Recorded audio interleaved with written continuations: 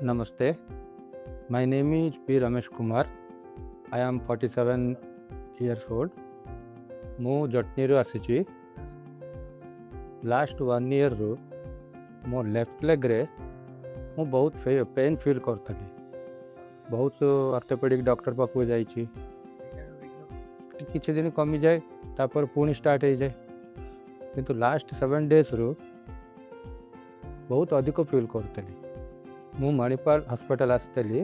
Doctor Kashinath Swain sir, ଯିଏକି orthopaedic spine surgeon, ତାଙ୍କ ସାଙ୍ଗରେ ଆପଏଣ୍ଟମେଣ୍ଟ ମିଳିଲା। ମୋ ପ୍ରୋବ୍ଲେମଟାକୁ ଡାୟଗ୍ନୋସିସ୍ କଲା ପରେ ସେ ମୋତେ ଆଡ଼ଭାଇସ୍ କଲେ, ଆପଣଙ୍କର ସ୍ପାଇନ୍ର ଡିସ୍ରେ ଛୋଟ ଅପରେସନ୍ ରିକ୍ୱାୟାର ହେଉଛି, ଏଣ୍ଡୋସ୍କୋପିକ୍ ସ୍ପାଇନ୍ ସର୍ଜରୀ, ତା କିଛି ଡରିବାର ନାହିଁ, ସେଇଟା ବହୁତ କମ୍ ସମୟରେ ହେଇଯିବ। ପୋଷ୍ଟ ଅପରେସନ୍ରେ ଆପଣଙ୍କର 98% ରିକଭରି ଚାନ୍ସେସ୍ ରହୁଛି, ପେନ୍ଲେସ୍।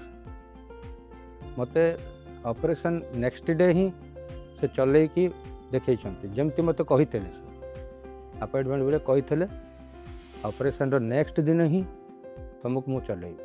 ନାଉ I am feeling very better. Actually ମୋ ଅପରେସନ୍ ହେଇକି ଆଜିକି 5 ଡେଜ୍ ହେଉଛି। ସେ 5 ଡେଜ୍ ମୋର ବହୁତ କେୟାର ନେଲେ, ଆଉ ବର୍ତ୍ତମାନ ମୁଁ ବହୁତ ବଢ଼ିଆ ଫିଲ୍ କରୁଛି ଲେଫ୍ଟ ଲେଗ୍ରେ। ବହୁତ ପ୍ରୋବ୍ଲେମ୍ ଫେସ୍ କରୁଥିଲି, ଚାଲିପାରୁନଥିଲି, ବାଇକ୍ ଚଢ଼ିଲେ ପୁଣି ଓହ୍ଲେଇ ପାରୁନଥିଲି, ବହୁତ ପ୍ରୋବ୍ଲେମ୍ ଫେସ୍ କରୁଥିଲି।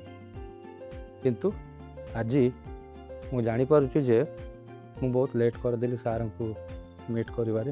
ବର୍ତ୍ତମାନ ମୋତେ ବହୁତ ହୋପ୍ ଅଛି, ଆଉ ମୁଁ ବହୁତ ବଢ଼ିଆ କିନା ଚାଲିପାରିବି, ଆଉ ଚାଲୁଛି ବି। ବର୍ତ୍ତମାନ ବହୁତ ଜଲ୍ଦି ମୋ ରେଗୁଲାର ୱାର୍କ ମୁଁ କରିପାରିବି।